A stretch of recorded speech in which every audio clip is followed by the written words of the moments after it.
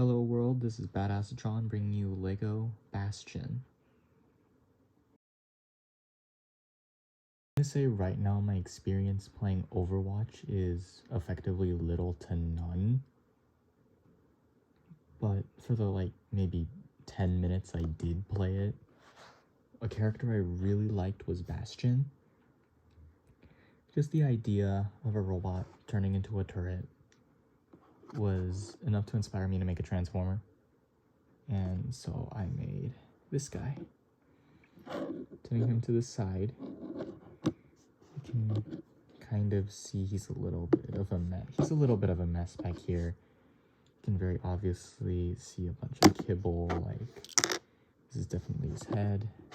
That's definitely his gun. This is fallen off, but it's definitely his hand.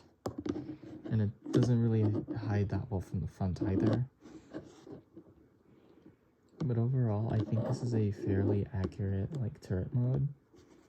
Obviously, you've got the barrel mounted at the front with this kind of flat section, followed by these kind of, I guess, shield pieces around the turret. We've got the two stands right in front with one thick thing in the back, giving him kind of like a tripod stance. I don't like this exposed stud right here, but with how he transforms, there's not really much I can do about that. So it ends up just staying like that. Although I really do like how he looked. He does have a lot of exposed pieces, but I think it's definitely worth it for his robot mode. And for a size comparison, here he is with a minifigure, which I think is relatively in scale with the Overwatch universe. I don't really know how tall everyone is in the game, but when you're a turret, you seem about a little bit bigger than most people. So I think this is a fairly accurate size comparison. Or scale, yeah. Okay, to transform Bastion, what we're gonna do is his hand's gonna fall off. This piece is really old. It has little to no clutch power. So expect that to happen a lot. But we're basically just gonna fold these sections out and spread what will be his arms out like that. Coming to the back, this section right here is gonna rotate upwards, and we'll just leave it like this for now. These front panels that were the front legs of the tripod will come up, and then this whole thing can rotate down.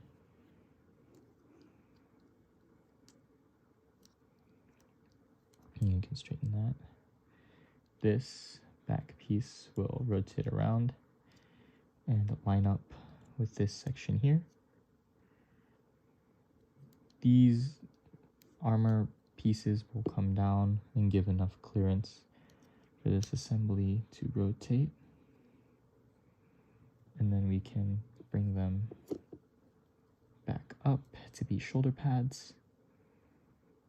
We can move his arms down.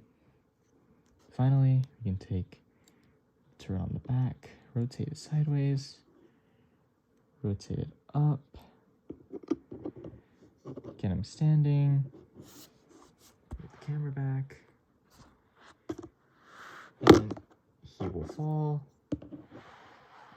And here's Bastion in robot mode. This is definitely one of my more favorite robot modes that I've concocted. I just really like how it looks. While there's a couple of inaccuracies, I think it still really feels like Bastion. For a size comparison, here he is with the minifigure. And in my opinion, I don't think this is near as accurate as his turret mode was, considering the fact that he's almost double the height. Though I might be wrong. There's definitely a couple flaws in terms of accuracy goes. Starting off with his shoulder pads aren't necessarily shoulder, like, I mean, you can clearly, they're not necessarily like right above the shoulders. You can see they're actually, the arms themselves are actually sat quite low. So the shoulder pads don't end up really feeling like shoulder pads, more so like extra armor around the chest. Although I was able to get like that sloped, extended chest he has. The turret gun is of course mounted on his back. The head is relatively simple, although I think it fits Bastion's look quite well. Obviously, he's got his regular hand, and he's got his little gun hand. He's got this sloped pelvis right here, and then at the back, just this weird stud. It doesn't look that bad, but yeah, might look a little weird. He does have the weird, like, curved, treaded feet. I was able to get that using these pieces. Overall, I think the biggest inaccuracy is the fact that his shoulder pads are more embedded into his chest than they are on top of his actual shoulders. But that just kind of, I don't know, the way I made the shoulders made them sit quite low, and I couldn't really make the shoulders extend all the way out without looking really terrible. Now this guy is very articulate. His arms can, well, they're attached to the shoulder pad right here, but they can move all the way around